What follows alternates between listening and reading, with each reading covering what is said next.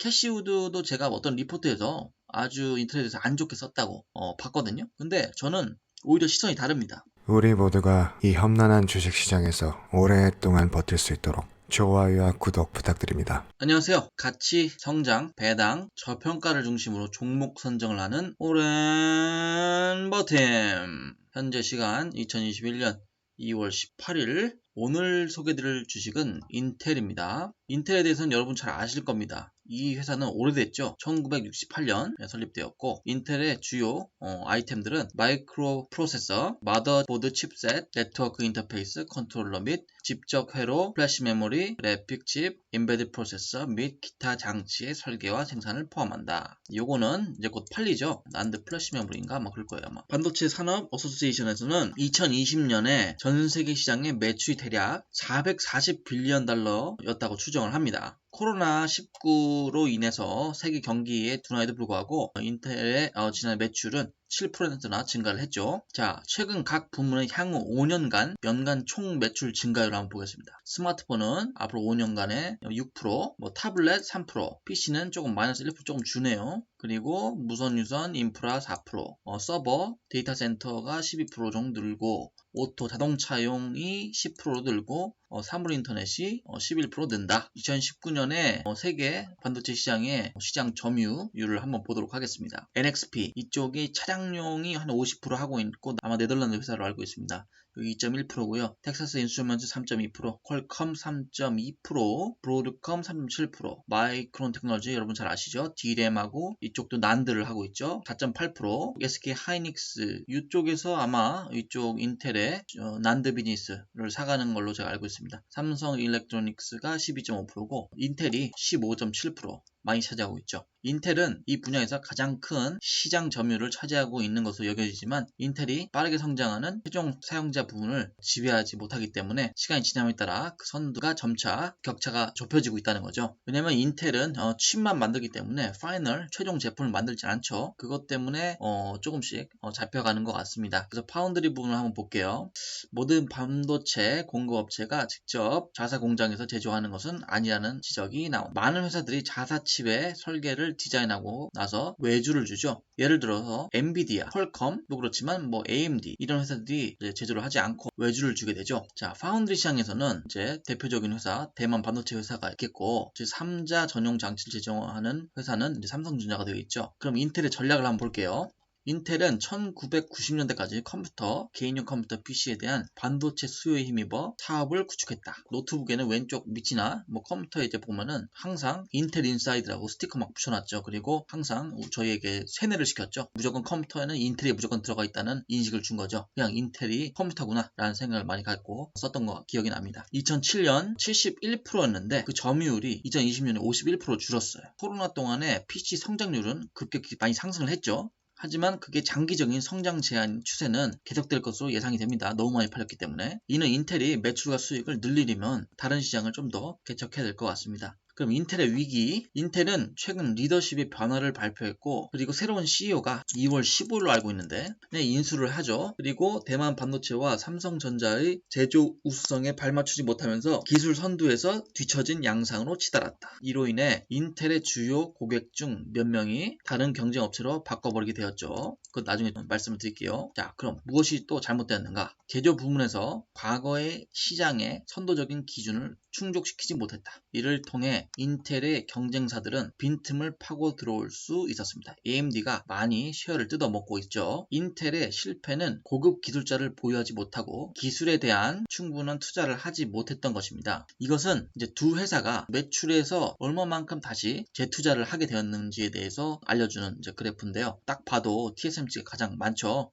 최근 인텔의 재투자율은 감소하고 TSMC는 증가하고 있다는 점도 주목이 된다. 인텔은 위 같은 부분에서 많은 실패를 해왔지만 사물 인터넷과 같은 다른 인접한 시장들, 차량, 인프라, 가전제품 같은 데에서 능력을 키워오기 시작했습니다. 지난 10년간 인텔은 알테라, 모빌라이, 하바나를 인수하는데 400억 달러를 투자를 했습니다. 이러한 인수를 통해 인텔은 컴퓨터 비전 칩 및 인공지능 칩의 새로운 역량을 구축해 나갈 수 있게 되었습니다. 인텔이 인수에 쓴 액수가 TSMC와의 재투자 격차를 좁히게 되는데 TSM의 44%와는 근접한 숫자가 되는 거죠.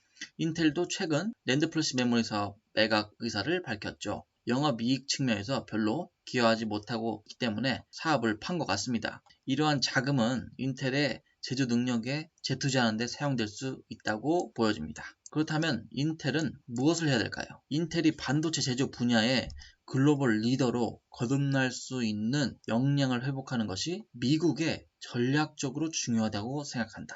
이 부분 중요하죠. 미래의 세계는 고품질의 반도체, 군사적 관점이나 소비자 관점에서 모두 의존하게 될 것이고 미국은 그것이 자국의 반도체 산업이 다른 나라들, 특히 중국에 뒤처지게 놔둘 수는 없다라고 생각을 하겠죠. 미국의 미래 안보와 번영을 위해 필수이면서 내셔널 에셋이라고 볼 수 있을 것 같다는 얘기를 어떤 뉴스에서 본 적이 있습니다. 물론 사실인가는 미국 정부한테 물어봐야 되겠지만 말이죠. 그렇게 된다면 정부의 암묵적인 지원이 있을 것이고 인텔의 새로운 이 겔싱어 CEO의 데뷔로 좋은 조화가 맞물리면서 향후 3년 이내에는 과거의 이런 반도체 시장의 점유율을 회복해 갈 것이라고 저는 생각을 합니다. 2023년부터는 자사 공장에서 돌리겠다는 선언을 한 적이 있죠. 이에 따라 인텔은 2024년부터 2027년까지 연간 6%의 매출을 올릴 것으로 보이고 있습니다. 인재들을 많이 확보를 하고 프로세스 기술에 더 많은 자본을 투입함으로써 이 회사의 명예를 회복할 수 있는 중요한 터닝 포인트가 될 거라고 저는 보고 있습니다. 이러한 이유로 인텔 문제가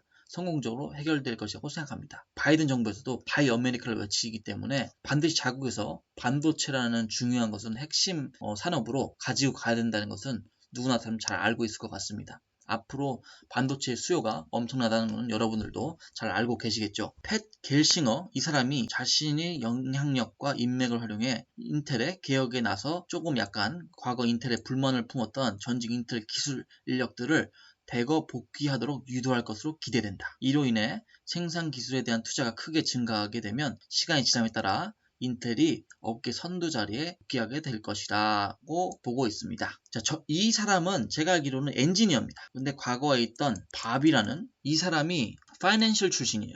근데 AMD하고 엔비디아의 사장은 다 엔지니어 출신이죠. 이게 많이 지적되었어요. 이 사람이 엔지니어 출신이 아니기 때문에 지금 회사가 개판이다. 주주들이 모여서 이 사람을 끌어내렸죠. 사임을 한다고 발표가 딱 나자마자 인텔 주가가 12%가 올라갔어요.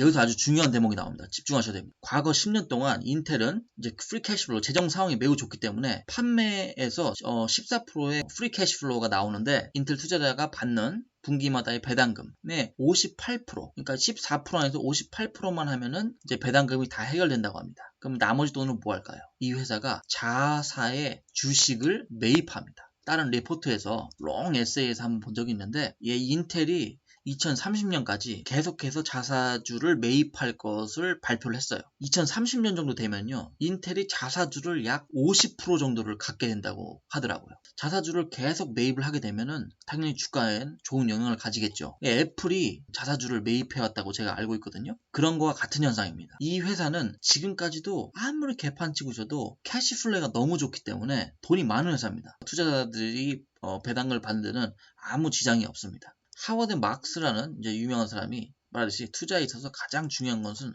가능성을 넣는 거래요. 기대치가 낮은 기업을 찾는 맹신자인 거죠. 모두가 멋진 미를 가지고 있다고 생각하는 회사들은 싸지가 않아요. 그러니까 지금 여러분들이 많이 그 애널리스트들이나 유명한 캐시우드나 이런 사람들이 말하는 거를 들으면은 지금 당장 앞으로 유명한 놈들을 뽑곤 해요. 하지만 모두가 싫어하는 이런 인텔 같은 기업은 되게 싸요, 가격이.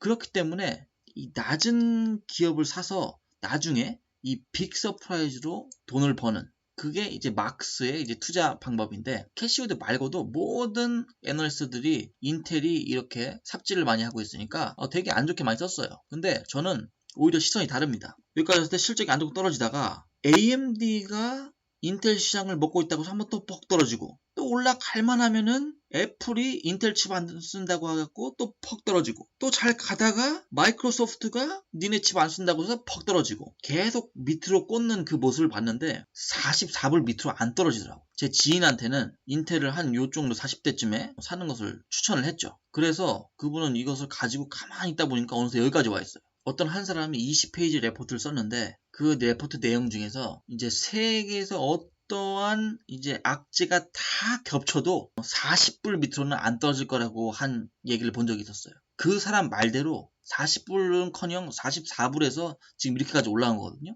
그런 기회가 있다면 당연히 잡는 것이고, 인텔이 이런 어려움 속에서 이것을 극복해 나갔을 때에 분명히 그것을 보고 애널리스트는 다시 인텔을 사라고 어느 시점에는 반드시 얘기하는 시점이 올 거예요. 그때는 나는 저 밑에서 샀기 때문에 애널리스트들이 말해서 자기들이 들어올 때쯤은 저보다 훨씬 위에서 애널리스트는 사고 있겠죠. 그리고 그 위에 매수세들이 들어올 수가 있겠죠. 한번 나름대로 조사를 해보시고 투자를 한번 고려를 해보시기 바랍니다.